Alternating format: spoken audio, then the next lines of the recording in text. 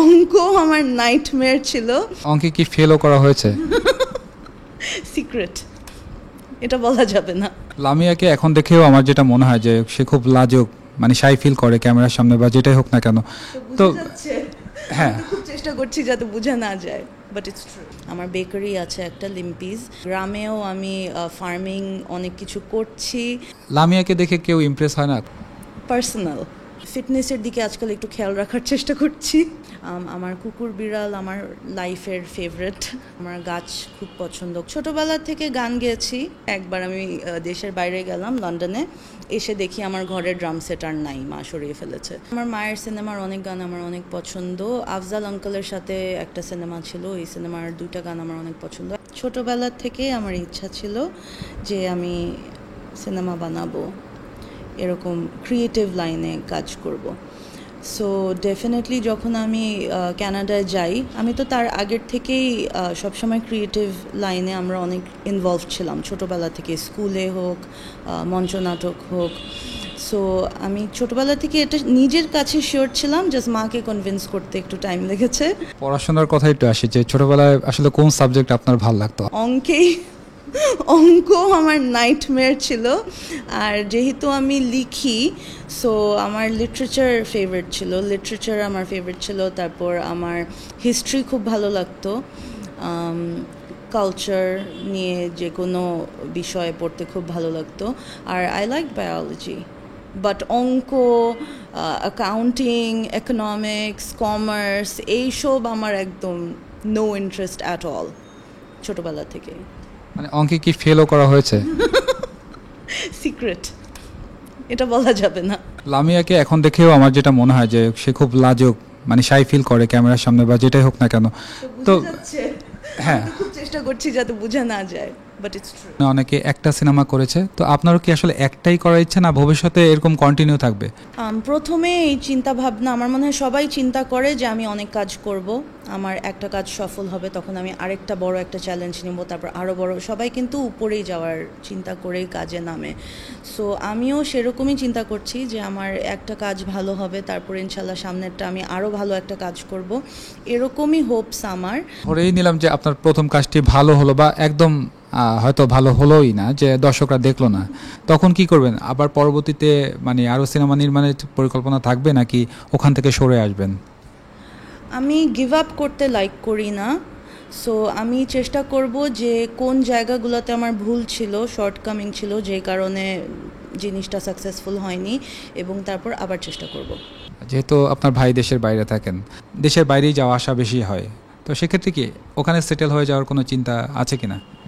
আমি বিদেশে সেটেল করার চিন্তা করি না। দেশে আসলে আমার সিনেমার কাজ এখন করছি, বাট এছাড়া আমার অনেক কাজে আমি ব্যস্ত থাকি। আমার বেকারি আছে একটা, লিম্পিজ, সো সেটা নিয়ে আমার অনেক পরিকল্পনা আছে, সেটা অনেক ভালো করছে মাশাল্লাহ। আর এছাড়া আমার গ্রামেও আমি ফার্মিং অনেক কিছু করছি, আর আরও ওটার প্ল্যান আছে। সো আমি নিজেকে অনেক ব্যস্ত রাখি এখানে, আমার বিভিন্ন প্রজেক্ট নিয়ে আমি বিজি থাকি। বিদেশে আসা যাওয়ার মধ্যে থাকতে চাই, কিন্তু আমি কখনো চিন্তা করি না যে আমি পুরোপুরি বাংলাদেশ ছেড়ে কোথাও যাব। লামিয়াকে দেখে কেউ ইমপ্রেস হয় না? কোনো ছেলেরা কখনো বলে নেই যে লামিয়াকে আমার অ্যাজ এ পার্সন অনেক ভাল লাগে? এরকম কখনো কিছু হয়েছে কিনা আপনার জীবনে? পার্সোনাল কবে থেকে শুরু হবে এবং এটার নির্মাণ কাজ কোথায় হবে, এটা একটু জানতে চাচ্ছি। আমাদের প্রি প্রোডাকশন কাজ শুরু হয়ে গেছে, সো আমরা প্রিপেয়ার করছি, অক্টোবরে শুটিংয়ে যাব ইনশাল্লাহ। আর আমাদের শ্যুট মোস্টলি ঢাকায় হবে, ঢাকার বাইরেও কিছু কাজ করতে যাব আমরা, আর বাংলাদেশের বাইরেও কিছু কাজ করতে যাব। সিনেমায় তো আসলে গান একটা বড় বিষয়। এটা সারপ্রাইজ হবে, খুব ভালো ভালো গান আমার সিনেমার আছে, অলরেডি আমরা বানিয়ে ফেলেছি অরিজিনাল গান কতগুলো, আর 3টা গানের কাজ এখনও চলছে। গানের দিক দিয়ে আমি খুবই স্যাটিসফাইড, আমাদের গানগুলো খুবই ভালো হচ্ছে। আপনার মেয়েদের গল্পে হিরো থাকবে কিনা? 3জন মেয়েকে নিয়ে স্টোরি, সো ওদের লাইফের যেই লাভ ইন্টারেস্টরা থাকবে তারাই তো হিরো। সো হিরো একজন না, 2জনও না, 3জনও না, 4জন বলা যেতে পারে। আর তাদের বাবারাও আপনাদের পরিচিত মুখই দেখতে পারবেন। রোম্যান্টিক এলিমেন্টস আছে, কমেডিক এলিমেন্টস আছে, family drama, so drama, relationship drama, ওই ব্যাপারগুলো আছে, ট্র্যাজেডি আছে। সো অনেক কিছু মিলিয়ে এই সিনেমা। লামিয়া যদি বড় পর্দার নির্মাণে না আসতেন, ধরেন ছোট পর্দার সুযোগ আসলো, তখন কি সেটাও করতেন? নাটক, টেলিফিল্ম আমি করেছিলাম অ্যাকচুয়ালি। আমার আম্মা মারা যাবার পর আমি একটা টেলিফিল্ম বানিয়েছিলাম আমার আম্মার প্রোডাকশন হাউস ডিএলডি প্রোডাকশন থেকে। আর সেটা একদম আমার মা যেরকম জনরার কাজ করতো, যাদেরকে নিয়ে করতো, আমি সেম টিম রেখে, সেটাতে অ্যাকচুয়ালি বাঁধন আপু ছিল। বাঁধন আপু ওটাতে অ্যাক্টিং করেছেন, যেহেতু আমার মা সবসময় বাঁধন আপুকে নিয়ে কাজ করতো। সো আমিও তখন বলছি মামা যেরকম ফর্মুলার কাজ করতো ঠিক সেটাই আমি করব, এবং সেটা আমি করেছি। এটার নাম ছিল দুই পুতুলের গল্প। লামিয়া যখন বাসায় থাকেন তখন আপনার সময় কিভাবে কাটে? বাসায় খুব কম থাকার চেষ্টা করি, বাট বাসায় যখন থাকি ব্যস্তই রাখি নিজেকে, কিছু না কিছু করতে থাকি। আমার কুকুর বিড়াল আমার লাইফের ফেভারিট বিইংস, সো ওদেরকে নিয়ে টাইম কাটাই। আমার গাছ খুব পছন্দ, গাছপালা, আমার বাসায় অনেক প্ল্যান্টস আছে। So I like plants, I like reading, I like writing. আর মোস্টলি আমি ফিটনেসের দিকে আজকাল একটু খেয়াল রাখার চেষ্টা করছি।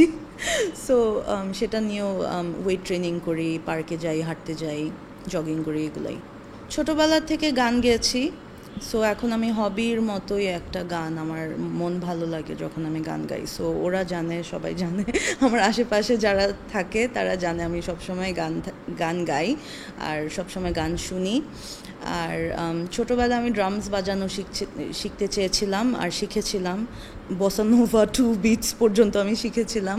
তারপর আমার মনে হয় আওয়াজের জন্য আমার মা যন্ত্রণার আমাকে দেয়নি। একবার আমি দেশের বাইরে গেলাম, লন্ডনে, এসে দেখি আমার ঘরের ড্রাম সেট আর নাই, মা সরিয়ে ফেলেছে। ওয়ালটন ফ্রিজ কিনে অনেকের মতো আপনিও হয়ে যেতে পারেন মিলেনিয়াল। সেরা পণ্যের সেরা অফার। আমার মায়ের সিনেমার অনেক গান আমার অনেক পছন্দ। আফজাল আঙ্কেলের সাথে একটা সিনেমা ছিল, এই সিনেমার 2টা গান আমার অনেক পছন্দ। আমি একদিন তোমায় না দেখিলে, ওই সিনেমারই আরেকটা গান ছিল তুমি আজ কথা দিয়েছো, দুটি মন, ওই গানটাও খুব সুন্দর। I like that song two.